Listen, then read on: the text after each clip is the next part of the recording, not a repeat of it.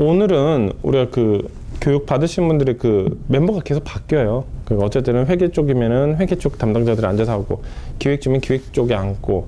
근데 오늘은 그 MD 쪽들이 이제 앉는 이유가 뭐냐면, MD는 뭘 잘해야 되냐면 상품을 많이 알아야 되는 게 아니라 가치관을 바꿔야 돼. 생각을. 그래가지고 오늘은 지금 제휴팀이 빠지고 지금 MD 팀들만 지금 온 이유가 지금 그거예요. 상품을 많이 하려면 상품을 더 많이 학습해야 되지 않습니까? 그게 아니라 마인드부터 바꿔야 돼. 마인드부터 이렇게 바꿔놓으면은 계속 물건이 잘 보여요. 그래가지고 할 건데 지금 바꿔놓으면 이제 모를 수도 있어. 한 책을 쓰고 싶었어요. 책을 이제 쓰고 싶었었는데, 그렇다고 해서 이베이를 리스팅하는 법 쓰기 뭐 그런가, 뭐 아마존 리스팅하는 거 이런 거 쓰기는 좀 너무 식상하더라고요. 나는 뭘 쓰고 싶냐면 그 경제학적인 어떤 베이스라는 어떤 해외 전자상거래 어떤 이렇게 그 시장 분석이라든가 어떤 마케팅 전략, 이제 그런 책을 쓰고 싶은데, 이제 생각해봐요. 하는데 뭐 내가 대학 교수도 아니고 학자도 아니고, 근데 그런 책을, 그러니까 경제학 책 같은 거 쓰고 싶어요. 그러니까 경제학이랑 마케팅이랑 관련된 책, 해외 전자상거래랑 관련해서. 근데 책 썼다가는 시간도 오래 걸릴 것 같고, 출판사에서는 절대 출판 안 해줄 거고, 그래가지고 그때 고민했었던 게, 일단은 내가 쓰고 싶은 책을 쓸 게 아니라 팔리는 책을 써서 일단은 출판사를 현혹시키자. 그래서 출판사한테 일단 점수를 딴 다음에 나중에 안 팔리는 책을 쓰자라는 게 지금 계획이에요. 그렇죠. 또 이제 거기서부터 이제 어떤 내 소신이 나온 게 아니라 이제 요령이 나오기 시작. 그럼 잘 팔리는 책을 써야 되는데 어떻게 쓸까? 또 어느 날에 이제 휴가를 가가지고 노트북을 딱 놓고 이제 샤워를 딱 하고 이제 딱 옷을 앉아서 컴퓨터 앉아서 딱 치려고 했더니 평소에 때 글 쓰는 사람도 아니라서 6줄을 못 넘어가더라고요. 6줄을. 그래서 어떻게 할까 하다가 새로운 거 만들지 말자. 새로운 거 만드니까 너무 힘들다. 기존에 했던 거 잘하는 게 뭐가 있을까? 내 생각이나 사고를 빨리 양산시킬 수 있는 게 뭘까 있을까? 생각해봤더니 우리가 지금 강의한 주제만 해도 한 20~30가지 정도 되는데, 그게 다 영상으로 다 있어요. DVD로 다 있고, 원본 파일도 4TB 외장 하드디스크 지금 3개인가 4개로 지금 다 관리를 하고 있어요. 철저하게. 그러면 저거를 녹취를 해가지고 책으로 만들자 해가지고, 그것을 알바생들을 고용해가지고 다 녹취를 하고, 그 다음에 프리랜서 한 명 고용해서 그것을 다시 다 재정리를 좀 하고 해가지고 만든 게 이 대본이에요. 초고 이렇게 나오는데 지금 초고가 몇 페이지야? 156페이지? 근데 이거 실제로 인쇄되면 한 300~400페이지인데 이거 아마 출판사에서 커트를 시키겠죠? 그렇게 하고 나서 출판사를 이제 선정을 하는데, 출판사도 가장 메이저 출판사가 있고 이제 마이너가 있고, 그런데 뭐 마이너 같은 데서는 뭐 당연히 다 오케이 하는데, 처음에 그래도 이 작가 선생님이 그래도 유명하다고 그래서 다산북스라는 데가 있어가지고 미팅을 하러 갔는데, 미리 선생님이 얘기하더라고요. 다산북스 굉장히 유명한 데니까 아마 거절할 수도 있다라고 해서, 그냥 대표님 별로 신경 쓰지 마시고 상처받지 마시고 그냥 커피 한 잔 하러 갔다고 생각하세요. 그런데 그날 그쪽 회사 넘버 2랑 대표님이랑 둘 다 나오셔가지고 그냥 뭐 이렇게 얘기가 3시간 동안 되게 재밌었는데, 뭐 결론이 도장 가져오셨냐고 그 얘기를 하더라고요. 그래서 그날 바로 그냥 계약하기로 구두로 다 협의하고, 우리가 이것저것 딜을 하면서 한 일주일 뒤에 이제 도장 찍었어요. 그래가지고 다산북스에서 출판하기로 했고, 또 거기다 겹경사가 하나 더 생겼던 게 뭐냐면은, 뭐 언제였니? 3주 전이니? 우리 출판진흥원 이제 우수 콘텐츠 도서 그거 선발돼가지고 1,000만 원 받은 거, 그거 선발됐고 3,000작인가 4,000건이 신청을 해가지고 140편이 선정됐어요. 각 테마별로 뭐 육아, 원예, 뭐 이런 시, 뭐 소설 뭐 이런 식으로 해서 한 분야당 한 3권 정도씩. 우리는 이제 경영 마인드사예요. 우리 쪽은 경영 마인드 서로서 선정은 되는데 아마 출판일은 10월 4일날 정도. 근데 이제 오늘 이 강의라는 거 뭐냐면 2가지 목적인데, 하나는 이제 그 마인드를 좀 바꾸기 위함이고, 또 그다음에 이거 주면 안 읽을 거 뻔하니까, 책이 나와도 안 읽을 거 뻔하니까 우리나라 사람들은 책을 읽을 거란 기대보다는 책을 안 읽을 거란 기대를 해야 되겠다 해서 몇 가지 주제를 가지고, 그 여기서 이제 요의 핵심적인 거 있잖아. 핵심적 요약 내용을 좀 설명을 해줄 거예요.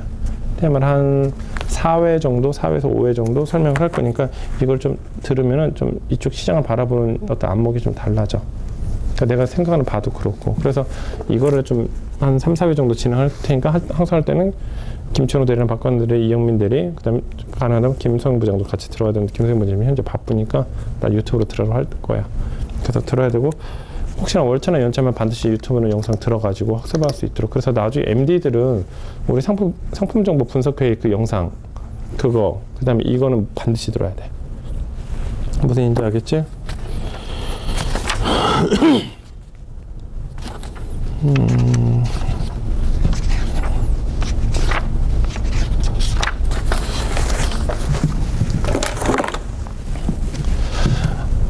이 얘기 뭐 이영민 대리 혹시나 들었는지 모르겠는데 옛날에 아모레 퍼시픽 있죠? 아모레 대표님. 아모레 대표님 이제 그 경영대학원에서 수업을 받았죠. 그래서 교수님이 어느 날은 해가지고 대표님은 뭘 판매하는 회사세요? 이렇게 물어본 거야. 그러니까 옆에 이제 대표님들이 저 교수가 드디어 미쳤구나. 아모레도 몰라? 이렇게 했는데 나도 그래서 이걸 이제 사례를 교수님들 얘기해 주실 때도 뭐라고 얘기했을까? 화장품? 이렇게 했는데 저희는 아름다움을 판매하는 회사입니다. 아름다움을 제공하는 회사입니다. 이렇게 얘기하는 거예요. 저게 정말 대표구나. 대표. 결국엔 대표구나. 대표가 자기 회사가 나가야 될 방향에 대해서 어떤 비저닝이라든가 어떤 코어에 대해서 그런 비저닝을 안 가지고 있으면 회사는 정말 어떤 회사는 정말 말 그대로 그 단순한 장사가 될 수도 있고 어떤 회사 같은 정말 비즈니스를 할 수도 있고. 저는 화장품 판매하는 회사입니다. 저는 아름다움을 서비스하는 회사입니다.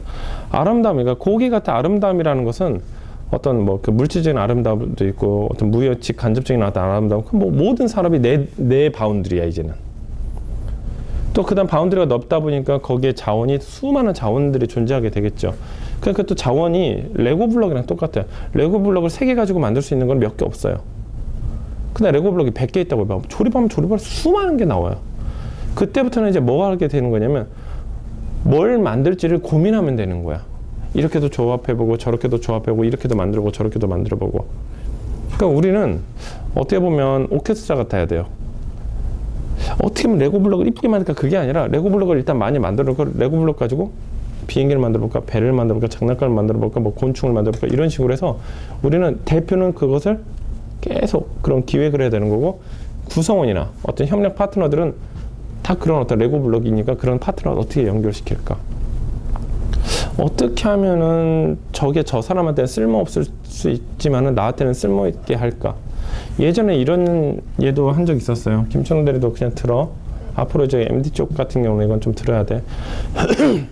우리 보시면 TV 홈쇼핑 있죠? TV 홈쇼핑.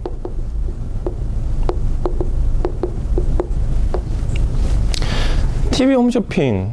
이거부터 한번 해볼까요? 컨텐츠.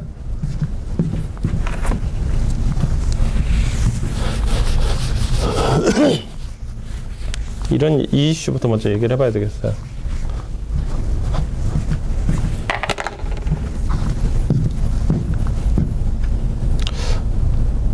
제가 20대 초반 때 막 전자상으로 막 터질 때였었죠. 막 터지고 막 이제 막 뭔가 새싹이 커나가고 막 이럴 때였는데 그때 이제 일반적으로 오프라인과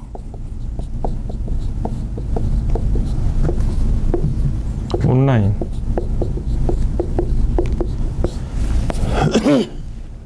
오프라인과 온라인의 어떤 대결 양상이 벌어졌어요. 초반에 한 우리나라 옥션 지마켓이 뭐 1997년도 8년도 뭐 그 정도에 설립이 됐는데 그때까지만 해도 온라인 마켓이라는 게 아예 없었을 때 오프라인이 이제 대세였었죠. 그때는 용산 전자상가에 사람들이 바글바글하고 저같이 이제 그 전북 군산이랑 그런 촌동네에서 사는 이제 저한테는 정말 전자제품 보려면 진짜 버스 타고 가가지고 용산까지 가야 돼. 왜 웃어? 자기네도 언제부터 서울 사람이었다고. 잠깐 박근혜들은 뭐 얘기할 필요도 없잖아. 이영민 대리 집 인천이잖아. 수원이지. 수원도 촌이야. 김천호 대리도 대전 촌이고. 뭐 여기 웃을 사람 없어. 다 쪽팔린 줄 알아야지. 군산이나 다 거기서 거기야. 들어. 그러니까 거기서 가려면은 엄청 오래 가야 돼. 또 거기서 지하철 타고 용산 전재상가 가야지만 그렇게 살 수 있고. 근데 그때 사도 왜 괜찮았냐면 근처 양파점에서 사는 것보다 훨씬 쌌거든. 교통비는 최소 빠져. 아니면 자켓 하나 사려고 남대문에 가서 내 친구랑 가죽 자켓 산다고 해가지고 남대문에 밤 12시, 11시 버스인가? 그거 타고 이제 2시에 도착해가지고 한 2시간 정도 기다리니까 새벽 3시 반부터 이제 시장이 이제 되어가지고 이제 꾸벅꾸벅 조는데 그 가죽 자켓 친구 사는데 그 따라다니고. 이제 그러다가 1999년도, 98년도 이제 옥션이나 지마켓이 오픈이 됐을 때 이제 이랬었어요. 전반적인 느낌이 대기업들 오프라인 쪽이 어떤 느낌? 오프라인 그 상권은 어떻게 생각하냐면 온라인을 사기꾼 집단들 아니야? 어떻게 온라인으로 팔아? 사람이 사려면 물건을 손으로 만져봐야지 사지. 그다음에 딜도 하는 것도 있고 그 돈 그다음에 결제하면서 사기당하면 어떡해? 배송도 오래 걸리고 우리는 바로바로 팔 수 있어. 그렇지만 너희들 그 주문하면 최소 3, 4일씩 걸리잖아.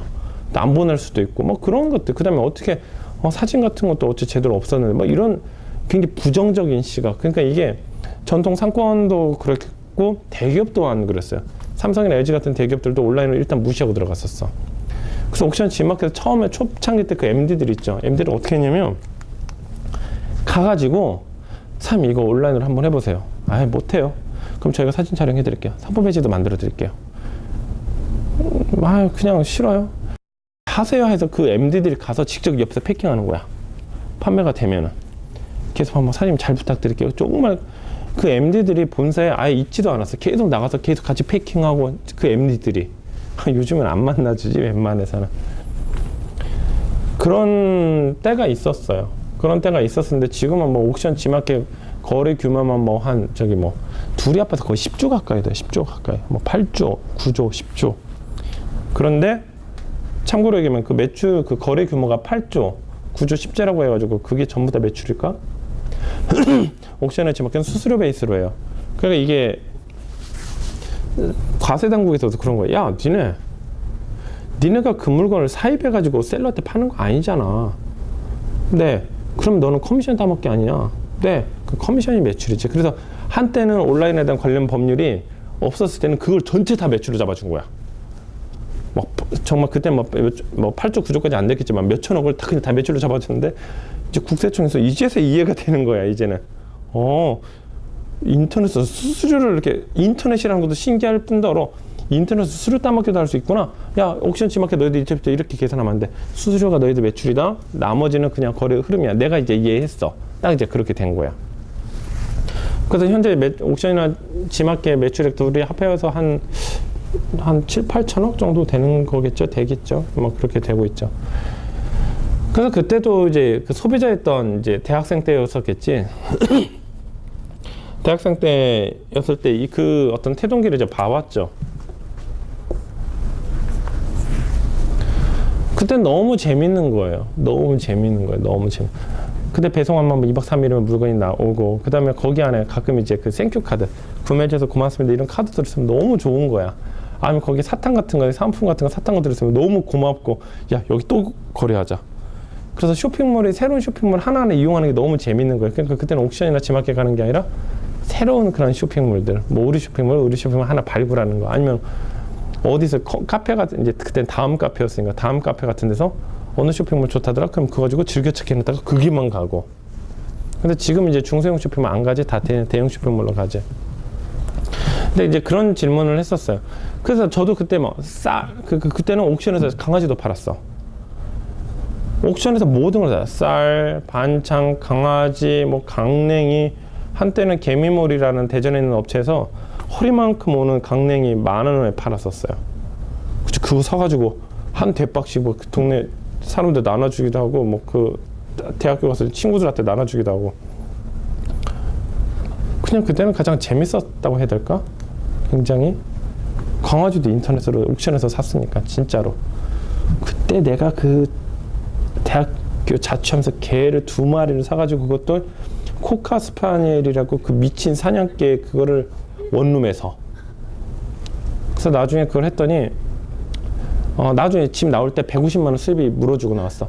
벽을 진짜 이만큼 구멍을 뚫어가지고 얘는 이갈이 앉잖아. 그러니까 벽을 계속 갈고 장판 다 뜯어놓고 아침에 일어났더니 얘가 개껌을 씹고 있길래 뭘 맛있게 먹는 게 봤더니 내 가죽 지갑을 자근자근 씹어가지고 그래서 신분증이 하나밖에 없는데 그 운전면허증 반을 씹었는데 어쨌든 신분증 주세요. 그럼 난 꼭 하는 얘기가 웃지 마세요. 아, 네. 딱 주면 막 미친 듯이 웃는 거. 이거 왜 그런 거야? 걔가 씹었어요. 그래서 뭐 그렇게 그런 때가 있었었어요.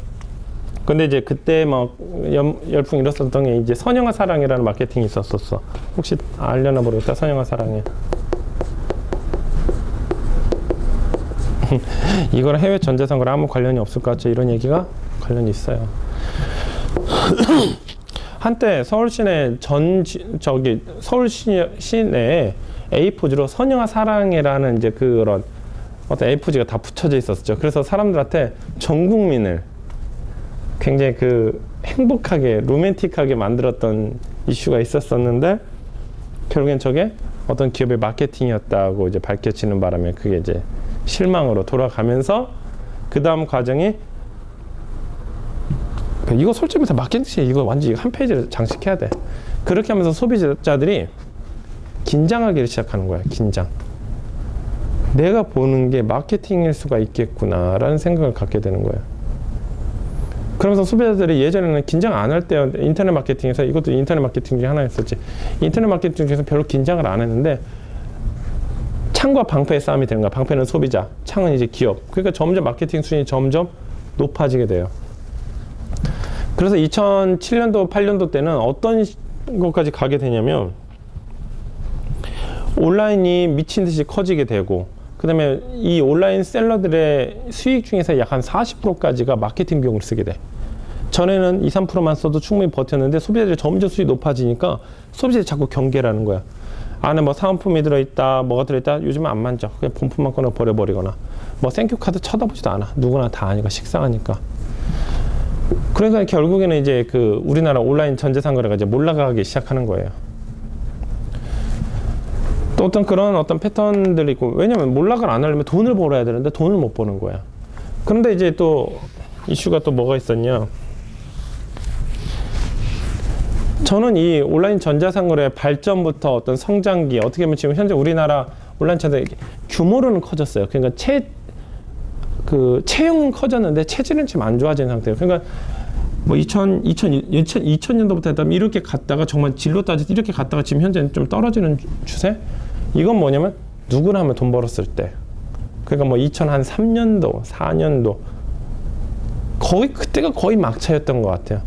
2000년도, 2001년도 했던 분들은 정말 돈 많이 벌었고 매달 그냥 매년 매출액이 계속 올라갔던 시기고, 그런데 2005년도, 6년도 수많은 책과 교육기관이 막 나오면서 범람을 하면서 시스템이 많아지고 소비자들은 웬만한 마케팅에 대해서 전혀 자극도 안 하고 이렇게 하면서 지금은 이제 몰락기 대신 체형은 커졌어요. 체질은 개판이 되고, 그래서 지금 현재 국내 온라인 마켓 하면 100% 망한다는 게 거의 정석. 뭐 의류 쇼핑몰 하나 해야 되겠다. 예산 얼마 가지고 하나요? 1,500만 원 100% 망해요. 최소 1억 5천. 쇼핑몰 만들고 시스템 900억 그거 하는데 뭐 한 각 임대료까지 뭐 매장 임대료까지 그 사무실 임대료까지 한 7, 8천. 나머지 7, 8천은 마케팅 비용으로 써야 돼. 무조건. 그거 안 쓰고는 절대 안 돼. 절대로. 최소 회원수 뭐 10만 명, 20만 명까지는 확보를 해놔야지 그때부터 이제 마케팅은 이제 간헐적으로 한 달에 500 고정적으로 쓴다거나 이렇게만 하면서 이제 자체 구동이 되는 거지. 마케팅은 절대 아니에요. 이제 그렇게 하면서 그 온라인의 어떤 태동기, 어떻게 보면 이제 태동기가 이렇게 되면서 또 저는 이제 당연히 대학 교육의 대학생 때라면 대학생 때부터 이제 제 어떤 경제력은 점점 올라가겠죠. 경제 구매 수준. 이거를 같이 이제 보다 보니까 예전은 이해가 안 됐던 게 지금은 이해가 되는 거예요. 뭐가 이해가 안 되냐면 지금도 그런데 거의 한 7대3 정도? 요즘 한 2대8? 뭐 파르토 법칙 같아. 또 장난하는 것처럼. 일반적인 상거래 비율이 몇 정도 될 것 같아요? 여러분들은 온라인으로 많이 구매하지? 몇 대 몇 정도 될까? 누가 더 많을까? 온라인이 많을까? 실제로 몇 프로 될까? 실제로 2대8이야. 원래 29%까지 올라갔었어요. 근데 그게 점점 오프라인이 다시 강세로 되고 있어요.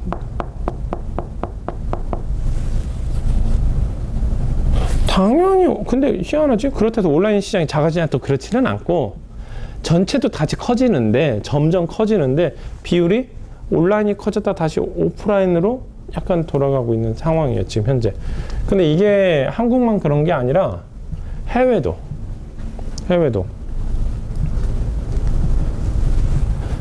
그렇다 해서 또 그 20% 미만대 떨어지냐 또 그건 아니에요. 그래도 20%는 또 유지가 돼. 그러니까 지금 최고점으로 올라올 때는 약간 29%까지, 요즘은 한 21%에서 23%까지 왔다 갔다. 이게 왜 그럴까? 그러니까 이제 또 여기서 이제 오프라인과 온라인의 어떤 공세가 이제 서로 진행이 되는 거죠. 최근에는 아마존에서 드론으로 배달하는 시스템을 이제 미국 항공청에다 승인을 걸었어요. 사람 배달하는 게 아니라 드론을 해가지고 그냥 헬기 같은 거다 탑재가 그냥 바로 그 집 앞에다 내려놓고 오겠다, 뭐 이런 식으로. 그래가지고 그거 발표하자마자 바로 그날 주가, 또 아마존 주가가 5%가 또 올랐어요. 우리나라 같은 경우는 드론을 배달하는 시스템 하면 진짜 기가 막히겠지. 서울권역, 서울에 이제 1000만 명 정도 있으니까 서울에 메인 쇼핑몰만 있으면은 서울에 있는 웬만한 데는 다 배달이 된다고 봐야 되잖아. 아니면 뭐 그런 것만 전문적으로 뭐 픽업해 중에 사람이 들어놓고 근처 편의점 같은 데 내려줘가지고 편의점 직원이 받아놨다 사람 확인하고 줘도 되잖아. 그럼 정말로 우리가 뭐 삼성동에 있다 그러면 발주 넣자마자 그럼 2시간 뒤에 내가 물건 받아볼 수도 있는 거야. 그럼 그 다음에 어떻게 될까? 퀵이라든가 뭐 지하철 택배라든가 이런 쪽 바로 타격받겠지. 택배에서도 타격받겠지. 근데 이런 아까 드론 같은 경우 인구 밀도가 높은 나라 같은 경우는 굉장히 메리트가 있는. 우리나라도 더 재밌어질 거예요. 그러니까 어떤 이제 그런 온라인의 어떤 공세, 또 오프라인도 그렇고. 근데 저도 그래. 이제 보니까 국민, 이제 제 어떤 개인적인 어떤 대학생 때 한 달에 용돈 뭐 12만 원, 3만 원 가지고 한 달 내내 살아야 됐던 그때, 뭐 지금은 이제 틀려지겠지. 근데 이게 또 이게 제 개인적인 어떤 성향일 수도 있는데 산업에 대한 어떤 그 국민 어떤 그 GDP에 대한 수준도 똑같단 말이에요. GDP가 우리 2000년대 초반보다는 지금이 훨씬 높겠지, 당연히. 그래서 점점 경쟁 수준이 높아지고 요즘에는 해외차라든가 그 수입차의 어떤 판매량이 더 늘어나고 있다고 하잖아. 근데 예전에는 그랬었어요. 조금이라도 아껴보려고 온라인으로 많이 사용했었어. 근데 요즘에는 조금이라도 아껴보기보다는 내가 좀 직접 만져보는 게 편하겠다. 아니면 그거 내가 그냥 좀 팁 좀 더 줬다고 생각하지 뭐. 예를 들어서 초등학생들 같은 경우는 뭐 조금이라도 아껴보려고 그냥 버스 탈 거리도 그냥 걸어서 가는 애들도 있고 그랬는데 대학생들은 그러지는 않잖아. 솔직히 급할 때는 택시 타고 간다거나. 나중에 봐라. 본인들이 이제 이제 결혼하고 어느 정도 경제를 되면은 찜찜하게 어떻게 자. 그냥 리조트를 하나 예약하자. 뭐 이런 식으로 얘기 나올 거란 말이야. 그냥 점점 어떤 수준이 달라지는 거란 말이야. 그래서 잠이라는 어떤 그 객관적인 어떤 기준을 봤을 때 똑같아. 솔직히 잠자는 것 똑같아. 그렇지만 점점 자기 자신한테 어떤 투자가 이루어지고 어떤 소비의 어떤 즐거움도 느끼게 되면서 이 가격이 점점 덜 민감해지는 거예요. 그러니까 이쪽은 가격이 민감한 쪽, 이쪽은 가격이 안 민감한 쪽인 거야. 그래가지고 뭐 이렇게 되다 보니까 이 온라인 같은 경우도 어떤 이제 그 세컨드 제너레이션이 이제 필요하지. 이제 차세대 버전이 필요한 거예요. 이게 아직은 우리나라는 온라인은 1세대야.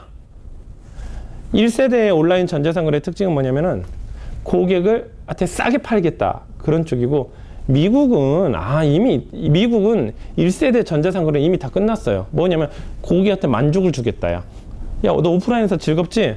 대신 오프라인에서 재밌는 것만큼 우리도 너한테 그만큼 즐거움 줄게. 그러니까 아마존에서 드론으로 배달하는 시스템 같은 거 만든 것도 그 내용이에요. 대신 아마존이 그래서 오프라인보다 쌌냐? 절대 안 싸. 절대 안 싸요. 절대. 이베이는 무조건 싸게 팔자는 주의. 그러니까 이베이는 아직 어떤 전자상거래 수준을 보면 우리나라 옥션의 지마켓처럼 1세대.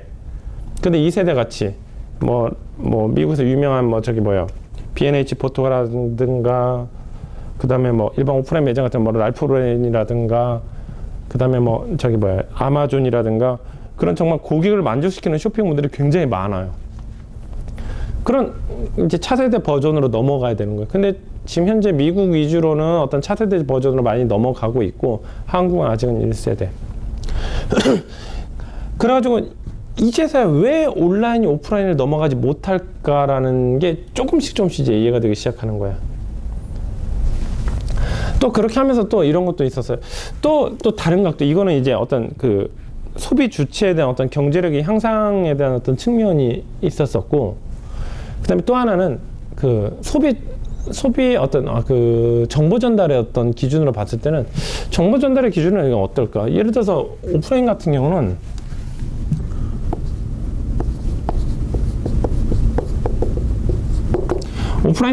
오감, 그래서 6감 하면 하나 뭐 있지? 5감 플러스 6감이라 6감이 뭐지? 뭐 잘 모르겠다. 그래서 보통 이제 시각, 촉각, 청각 뭐 이런 후각 이런 게 있고, 또 여기다가 감성. 5감 플러스 감성을 전달할 수 있어요. 직접 만져볼 수도 있고, 눈으로 볼 수도 있고, 귀로 들을 수도 있고, 냄새를 맡아볼 수도 있고, 또 뭐 있지? 시각, 청각, 후각, 맛볼 수도 있고, 시식코너에서 맛볼 수도 있고, 거기에다가 똑같은 제품을 팔아도 홈플러스 사는, 용산 전자상 상가에서 사는 그런 느낌이 있지만은, 백화점에서 클래식 음악 나오면서 입구에서 이쁜 아가씨들이 90도로 인사하면서 딱 들어오면 내 역시나 내가 대우받는다는 느낌. 그 다음에 어떤 홀에 절대 호객행위 안 하지, 아가씨들이 딱 그냥 서 있고 그냥 천천히 쇼핑하는 어떤 즐거움까지 같이 주잖아. 그게 이제 백화점이잖아. 그러니까 감성까지 전달해 줄 수 있었단 말이에요. 그런데 이제 온라인은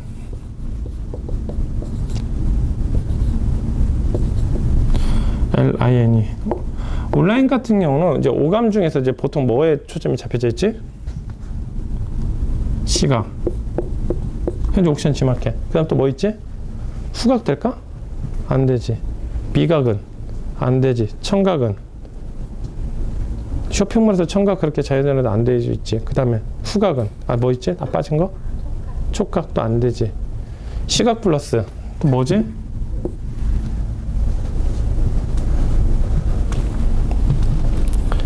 온라인은 보통 어쩌면 시각 플러스 이성을 자극시켜. 이런 거야. 백화점에서 이렇게 우아하잖아요.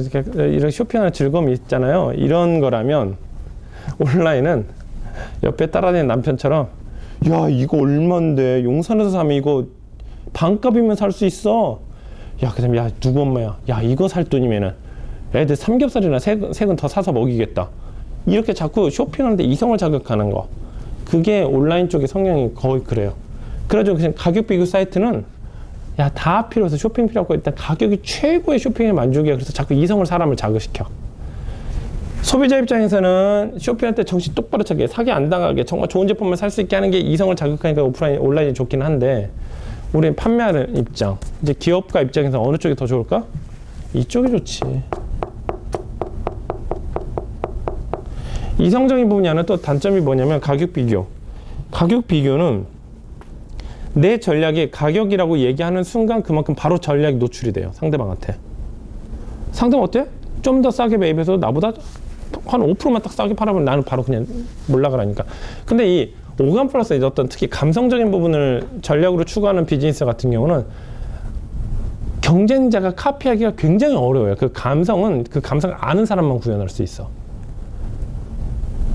그렇다 보니까 아마존이 정말 전 세계 최대의 온라인 마켓이라 하는 이유가 뭐냐면, 아마존은 감성을 추구해. 감성을.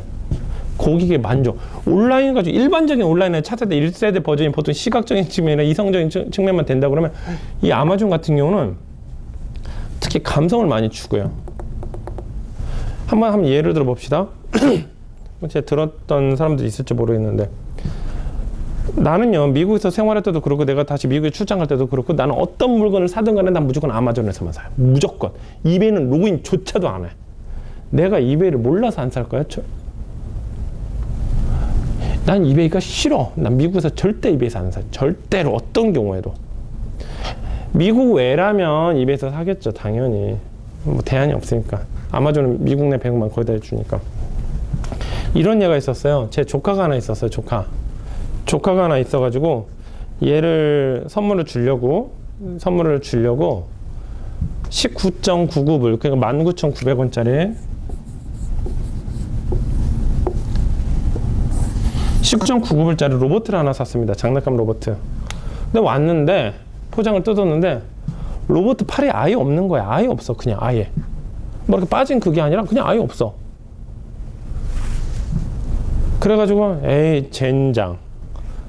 에이스 저기 CS를 해야 되겠다. 그 다음부터 이제 벌써 거기서부터 스트레스 받는 거야. 내 조카 생일 앞으로 며칠밖에 없는데 또 전화하고 바이오한테 컨택하고 또 이 인간 또 이거 물건 보내달라고 하겠구나. 그럼 보내고 걔가 건풍하고 다시 오는데 그냥 오프라인 가서 그냥 사야 되겠다. 그냥 그렇게 마음 먹고 있었어요. 그냥. 솔직히 우리나라 옥션 지마켓 다 원래 그렇게 되잖아. 근데 그거 내가 정말 재수 없어서 그렇게 걸린 건데 왜 그 불이익을 왜 내가 받아야 되냐고. 근데 우리나라 사람들 절대 그거 가지고 일을 거는 사람 없어요. 왜냐면 상대방도 입장이 이해가 되니까.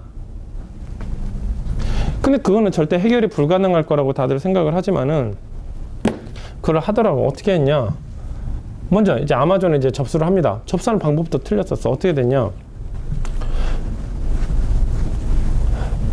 그 고객센터 커스터머 서비스 그 메뉴에 들어가서 먼저 내가 판매했던 그 상품을 선택을 하는 거야. 구매했던 상품을 선택을 하고 문제가 된 이유를 셀렉트 파스로 선택을 하는 거예요.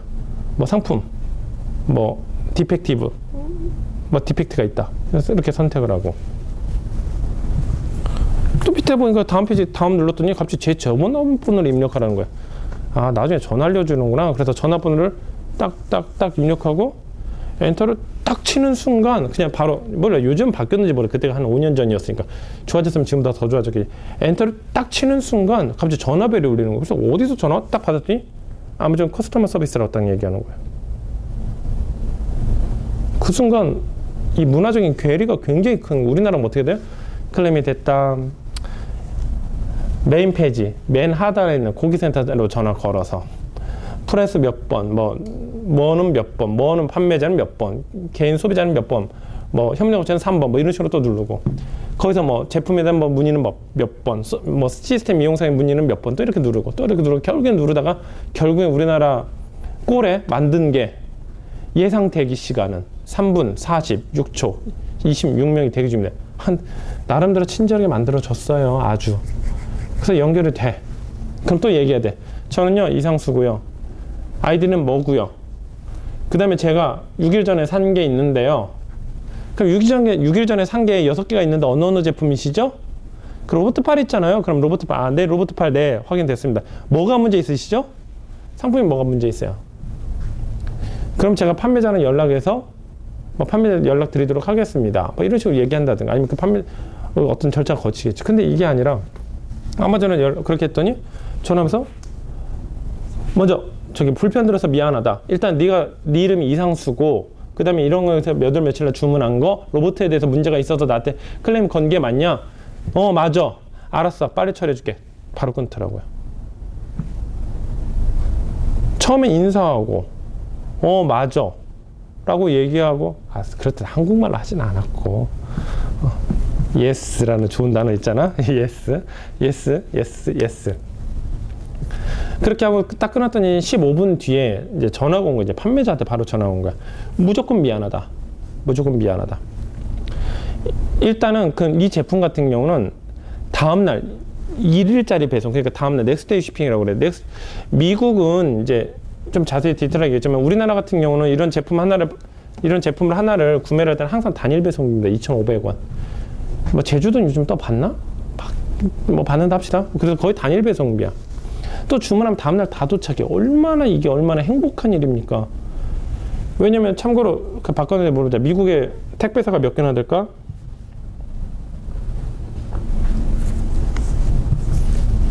몇 개나 될까? 바꿔내드려. 택배사.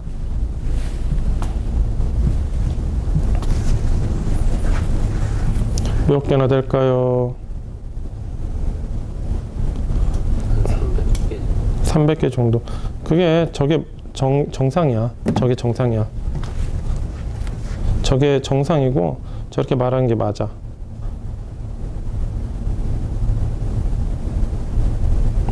실제로는요.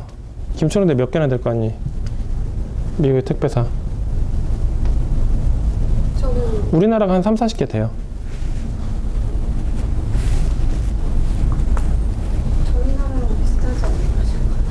뭐 그럴 수도 있어. 이영민들이 몇 개나 될 거 아니야.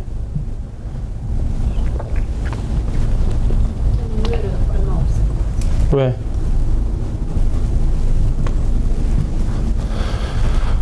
팩트사, 미국에는 택배사가 몇 개 있는지 알려줄게요. 이제 크게 UPS, USPS 이거 비슷하게 생겼는데 다른 회사예요. UPS는 UPS라는 회사고 얘는 미국 우체국이야. 유나이티드 스테이츠 포스탈 서비스 줄임말이야.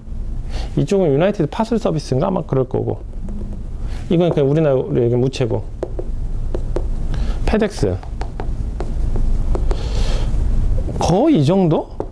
그 다음에 밑에 찌끄레기들 뭐 서너 개 있는데 아예 그냥 얘기할 필요도 없고, 그냥 미국에서 거래하는 거 배송한다 그러면 UPS, USPS, 페덱스 있는데 하나 더 있었어요. DHL 하나 있었어.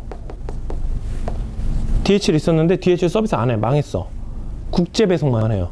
왜 이 인간들 왜 망했냐면 우리들끼리 이런 거 있어. 뭐지? 소똥 밟으면 재수 뭐 있지? 새똥 맞으면 뭐 재수 좋다는 그런 얘기.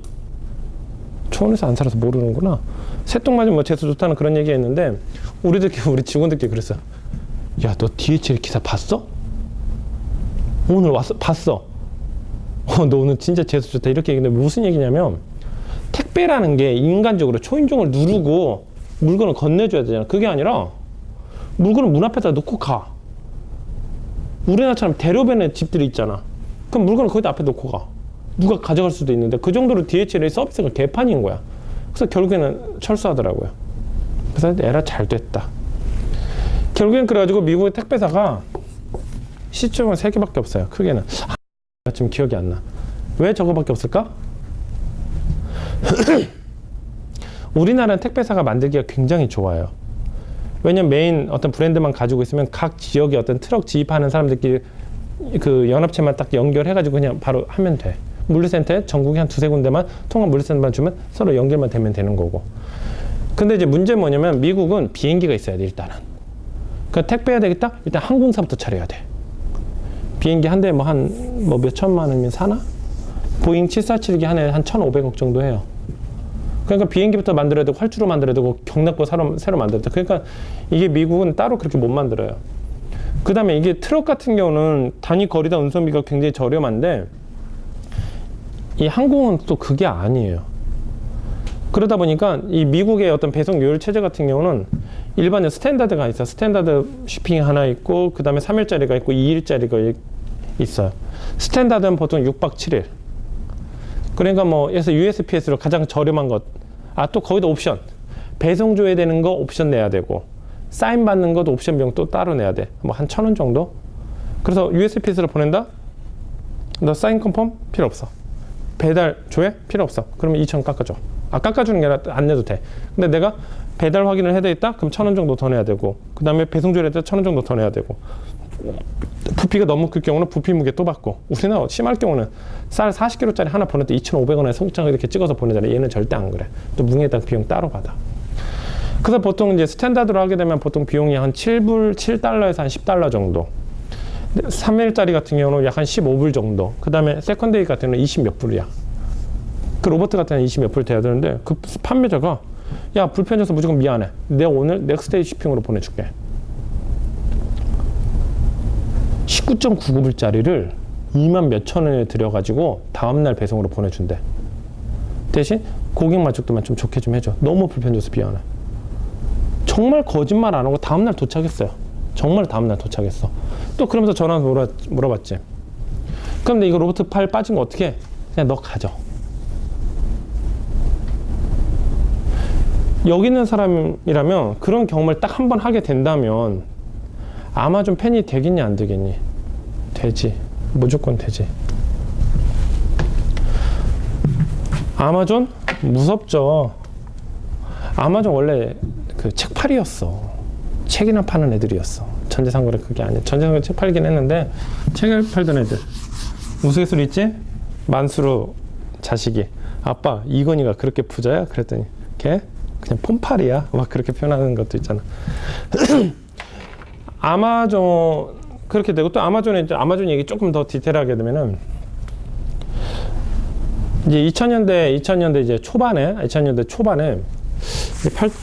이제 고민하는 거예요. 그때 이제 양대산맥, 온라인 전자상거래 양대산맥이라고 한다 그러면은 뭐 3인 체제라고 봐야 되죠. 하나는 바이닷컴,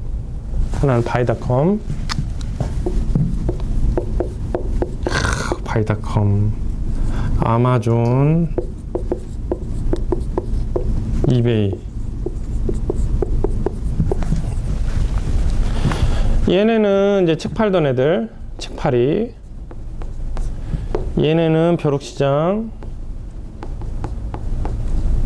얘네는 기획적으로 만드는 쇼핑몰이에요. 기획. 그래가지고 이거는 신규 펀딩을 엄청난 돈을 받아가지고 만든 쇼핑몰이에요.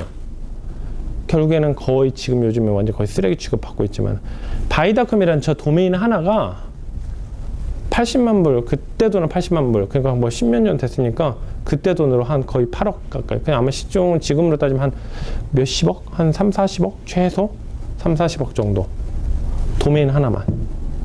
그 다음에 초반부터 전략적으로 기획을 사가지고 어마어마한 그 모건 스탠리 같은 투자회사 때 돈을 어마어마하게 받아서 만든 애들이에요. 이거는 뭐 처음에는 뭐 저기 뭐야 작게 시작한 케이스고, 여기는 이제 온라인 서점으로 시작해서. 왜 온라인 서점으로 시작했을까? 전 세계 통계 수치로도 비즈니스, B2C 비즈니스에서 가장 1카테고리, 가장 많이 팔리는 카테고리가 도서예요.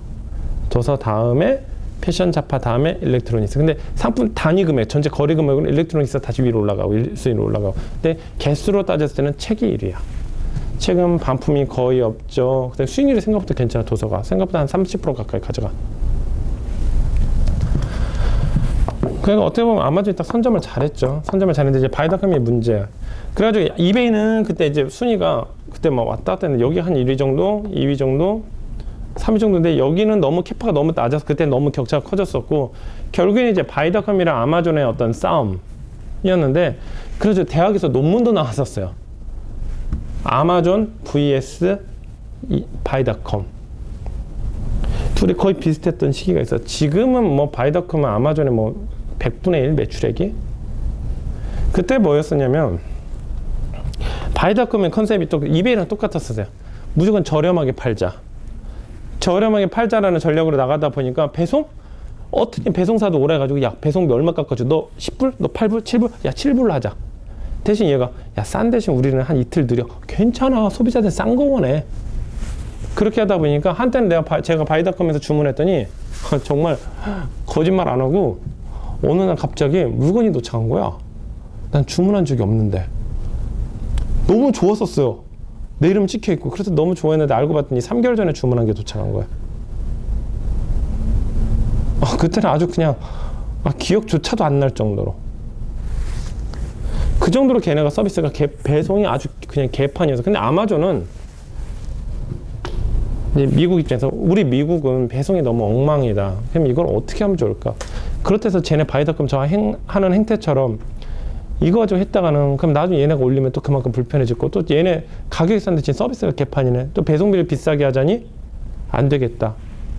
또 그렇다고 해가지고 이 셀러들 보고 직접 계약사를 배송 계약을 하라고 했더니 배송은 무조건 물량으로 하다 보니까 영산 셀러들 못 하겠다. 그래서 어떻게 할까? 야, 이렇게 하자. 미국 전 지역에다가 아마존 물류센터를 활주로 옆에다가 지어놓고 셀러들한테 우리 보고 물류센터에 넣게 하자. 그 다음에 우리가 비행기를 직접 운영을 하자. 그러자 아마존은 비행기도 있어요. 그래서 미국 전 지역에 8개 물류센터를 서로 간에 왔다 갔다 하는 셔틀 비행기가 따로 있고, 그냥 내가 뭐 주문이 발주 들었다? 그러면 일단은 셔틀 비행기가 새벽에 그쪽 근처 물류센터로 이동을 한 다음에 거기서 직접 배송해버린 거야. 그래서 그게 서비스가 완전 균일하게 안정화돼가지고 아마존 프라임이라는 상품을 해가지고, 야, 너희들 연간 회비 7, 8만 원만 내잖아. 그러면 배송비 무료로 해줄게. 2박 3일. 대신 여기다가 한번 주문할 때 4,000원 더 내면 다음날 배송해줄게. 우리가 일반적으로 생각할 때는 전혀 안 되는 논리로 갑자기 뭔가 새롭게 그냥 내놔버린 거야. 그래서 이런 걸 볼 때마다, 이런 해외 전자상거래 볼 때마다 저는 그래요. 소름이 끼치는 거야. 우리가 생각할 때는 이 A 아니면 B라는 선택밖에 항상 그런 식으로 강요를 당하고, 그 선택 외에 C가 있다는 걸 우리는 생각을 항상 안 하거든. 근데 미국에서 하는 비즈니스를 보니까 그게 되는 거야. 봐봐. 7, 80불이라는 돈이 어떤 의미를 또 갖냐면, 고객이 7, 80불을 이미 냈잖아. 그러니까 7, 80%를 회수하기 위해서도 아마존을 또 적극적으로 이용하는 충성스러운 고객들이 생겨. 그 다음에 추가 배송비가 안 들어. 그 다음에 정확히 우리 프라임 다 이용해서 알죠? 정확히 3시간 39분 안에 주문하면 너 정확히 금요일날 받아봐. 이게 정확히 메시지가 나와. 내가 심할 때 이런 기억도 해봤어요. 1분 미만이 남을 때는 초가 초로 나와. 35초, 45초. 그래서 35초 딱 하면 한번 딱 결제를 해봤어요. 정말 그날, 그때 다 정확한 그날 정확히 도착해. 정확하게 오차 없어요. 오차. 몰라, 오차는 분명히 있을지는 모르겠는데 내가 아마존에서 그렇게 수많은 물건을 구매했지 한 번도 배송이 오차 난 적 없었어요. 한 번도. 단 한 번도. 그 다음에 우리도 이래. 지금 뭐 고객이 제가 아마존에서 이런 상품 하나 이런 상품 하나 주문했어요. 같은 물류센터에서 주문했어. 그럼 우린 포장할 때 어떡하지? 합배송이라는 거 하죠? 이렇게 놓고서 같이 배송하지? 이 아마존 이 인간들은 다른 박스야. 얘가 이 정도 되면 박스 작은 거 하면 되잖아요. 절대 안 그래. 더 큰 박스를 해서 에어팩으로 앞뒤 전후 위아래까지 다 넣어줘. 완충제가. 이야, 이거는 뭐 여기서 저기서 쫙 던져도 절대 손상 안 되겠다 할 정도로 포장지값만 해도 너무 좋은 거야. 진짜로. 근데 이제 바이더금은 포장 개판이지 배송 개판이지. 그래서 한때는 논문까지 나왔는데 지금은 뭐 아마존 이게 방법이 없어요. 아마존 컨셉이 뭐였냐?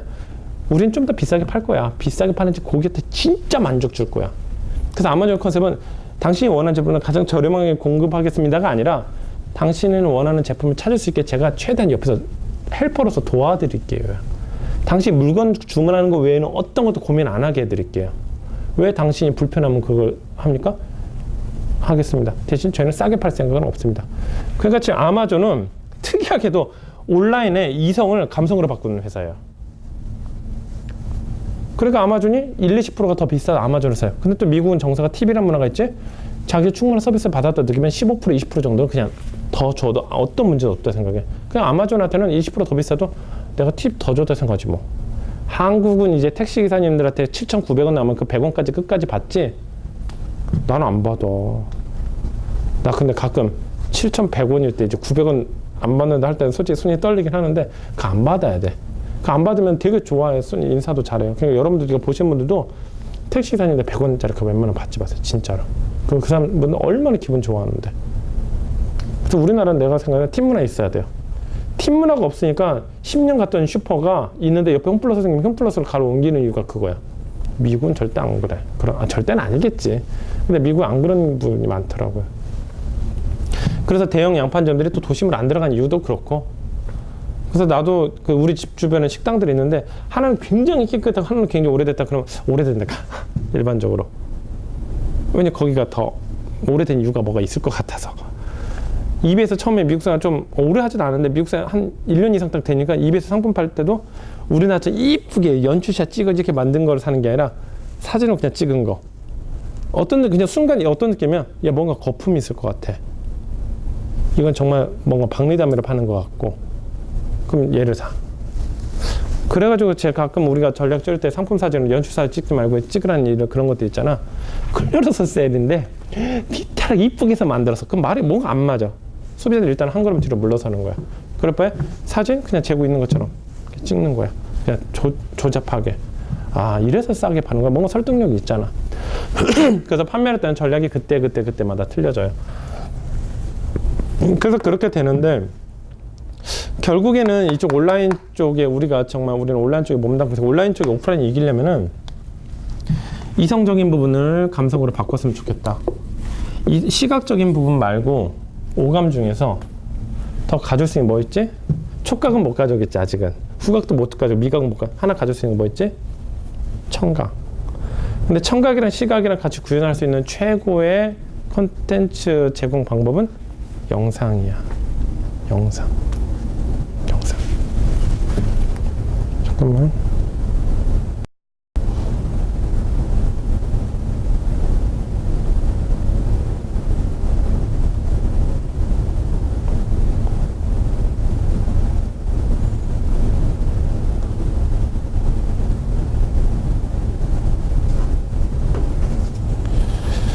그래서 지금 테라노브콜에서 계속 영상 콘텐츠에 대한 어떤 그런 것을 계속 에너지를 투자하고 있는 이유도 이 때문이에요. 왜냐면 이것을 점점 만족하는, 오감이 만족할 수 있는 범위가 넘어갈수록 훨씬 우리는 더 많은 비즈니스를 할 수 있어. 그 다음에 또 예전에는 또 이게 섣불리 시도를 못했던 게 뭐냐면 영상 콘텐츠를 전달하는 비용이 어마어마한 비용이 들었었어요. 근데 요즘에는 대용량 스토리지의 어떤 발달도 굉장히 커졌고 유튜브라는 정말 좋은 시스템이 개발이 됐잖아요. 유튜브 시스템이 만약 개발을 한다고 하잖아요. 걔네가 유튜브라는 자체가 우리는 영상 콘텐츠 제공하는 서비스다. 우리는 수익이 너희한테 이용료 받겠다. 이렇게 가격을 책정하는 순간 다 죽어. 근데 유튜브는 그렇게 해서 콘텐츠 안 받죠? 배너 뜨는 거 그렇게 광고 수익으로 하고 있잖아. 광고 클릭할 때 광고 우리 CPC 알지만 적게는 700원, 많게는 뭐 10,000원까지 들어가. 근데 우리가 영상 콘텐츠 올리잖아요? 그럼 우리가 광고 클릭하잖아. 그 광고 클릭한 비용의 65%는 그 영상 콘텐츠 만든 사람, 35%는 구글에 들어가, 유튜브에 들어가. 그러니까 야 서버 이용비용 내가 공짜로 해줄게. 영상 스트리밍 공짜로 해줄게. 마음껏 써. 대신 우리는 광고 수익하면 돼. 그러니까 여기서도 이런 거야. 제로섬 게임이라는 게 있어요. 한쪽이 플러스가 되면 한쪽이 마이너스.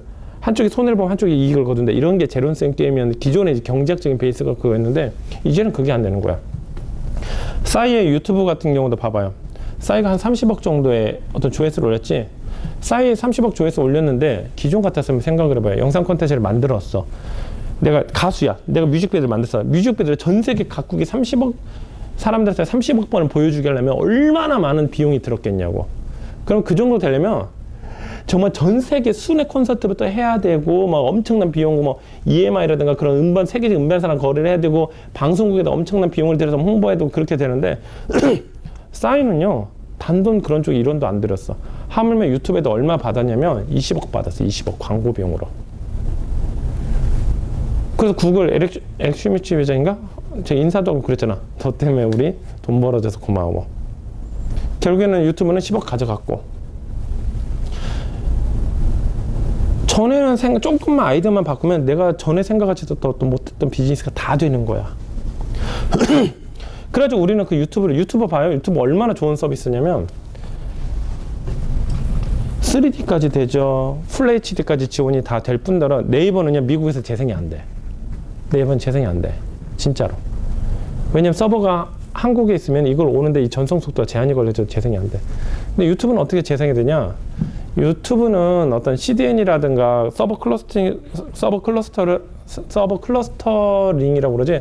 그런 서버의 최고급 기술들이 다 있어요.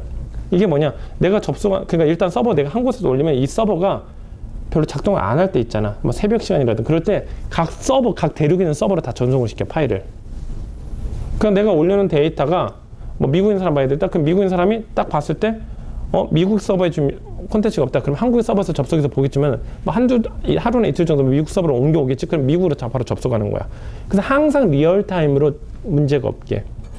한때 애틀랜타 올림픽에서 유튜브에서 애틀랜타 올림픽 그 영상을 실시간으로 스트리밍했는데 끊김없이 전 세계 사람들이 다 봤어요. 그때 동시 접속자 수가 2,500만 명인가? 봤는데 서버가 영상 스트리밍 엄청난 부하를 많이 받는 작업에 그런데도 끊김이 없이 되는 거야. 전 세계 사람들이 다 보는데. 그런 좋은 시스템을 우리가 무료로 지금 사용하고 있는 거야. 그 다음에 뭐 제한도 없잖아, 현재. 얼마나 좋은 세상이에요. 그래서 영상 콘텐츠를 제작하는데 옛날에는 어떤 4K급, 그러니까 풀 HD급 그 카메라는 보통 이제 2억대였는데 요즘은 뭐 이런 제품들만 해도 얼마 안 해요. 4K 찍을 수 있는 카메라 기껏해야 1,500만 원, 1,000만 원이면 다 지금 우리도 개인들도 사는 경우도 있고. 그다음에 옛날에 테이프였잖아. 테이프 계속 보관하고 사야 되고 그랬는데 요즘 테이프 아니 메모리 카드로 썼잖아. 얼마나 이게 좋은 세상이에요. 그러니까 우리가 하고 싶은 비즈니스를 너무 많이 전달할 수 있고 너무 많이 활용할 수가 있어. 그래서 영상 콘텐츠가 정말 중요하겠구나 해서 지금 회사에서 계속 영상 콘텐츠나 그 콘텐츠 제작 비용에 계속 에너지를 투자하고 있는 이유도 이거야. 그래서 계속 고민을 해요. 이쪽을 어떻게 하면 이길 수 있을까? 어떻게 하면 우리가 될까? 1년 뒤가 아니라 2년 뒤, 3년 뒤는 어떻게 될까? 우리는 그럼 뭘 준비해야 되고, 뭘 학습해야 되고, 뭐가 훈련이 되어 있어야 될까? 또 콘텐츠의 가장 큰 장점, 처음에 제작하는 데는 엄청난 인프라가 들어가고, 비용이 들어가고, 노하우가 들어가지만, 양산이 되는 시점부터 원가가 거의 제로에 가까워진다는. 그 다음 보관 비용도 거의 제로에 가깝다는 거. 그 다음 시간이 지나면서 감가상각이 일어나지도 않아. 그 다음에 빈익빈 VF라고 데이터가 많으면 컨텐츠가 많으면 많을수록 그때부터는 돈을 더 벌어. 그래서 지금 내가 이러다 사례로 얘기를 하게 지금 몇 시나 됐지? 사례로 얘기하게 했는데 이 사례를 기억하라는 게 아니라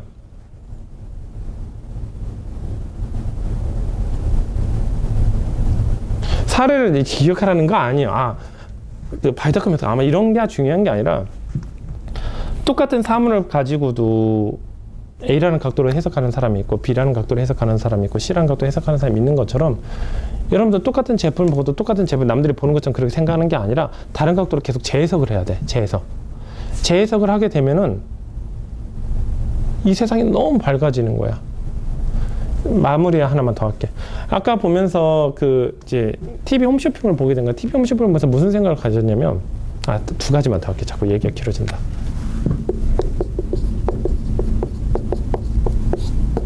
TV 홈쇼핑이지?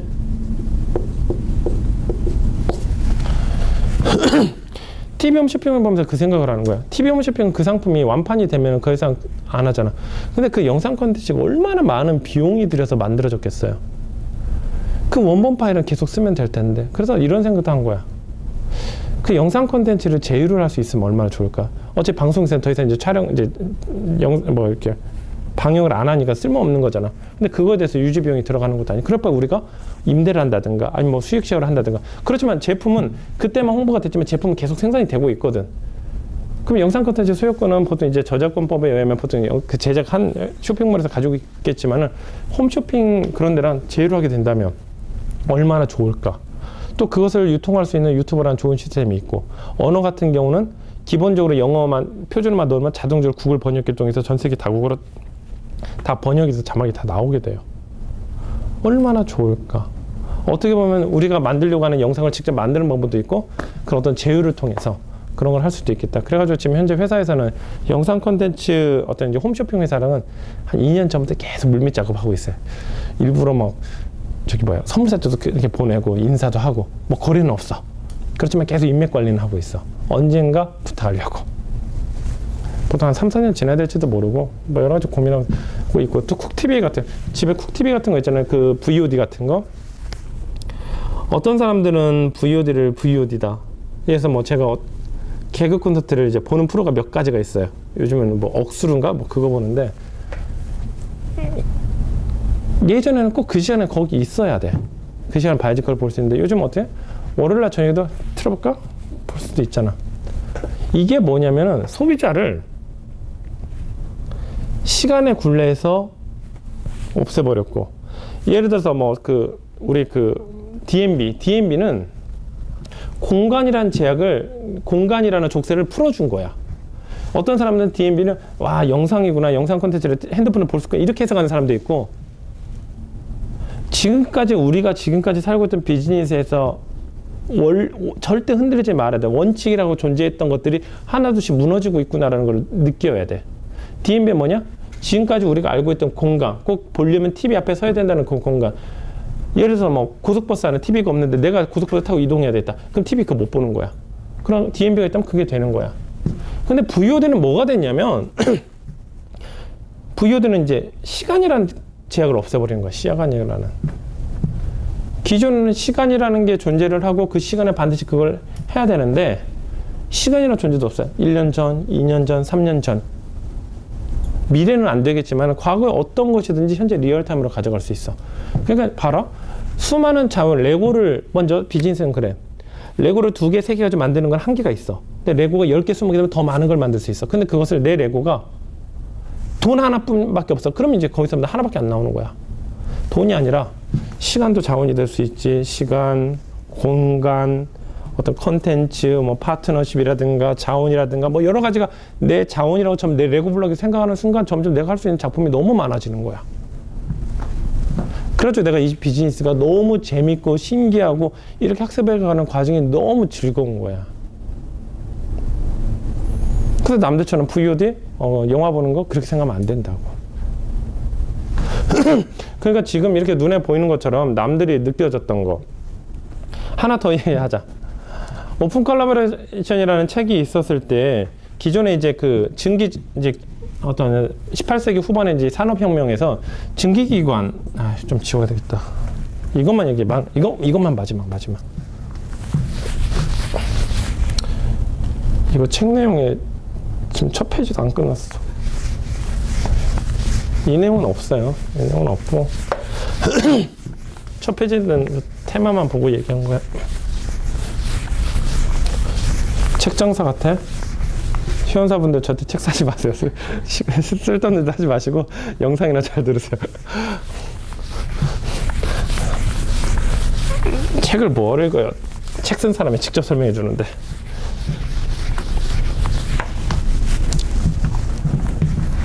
증기가 이제 그 18세기 후반 때 18세기 후반 때 이제 그 증기 방식 어떤 생산 방식이 있었었지. 증기 방식의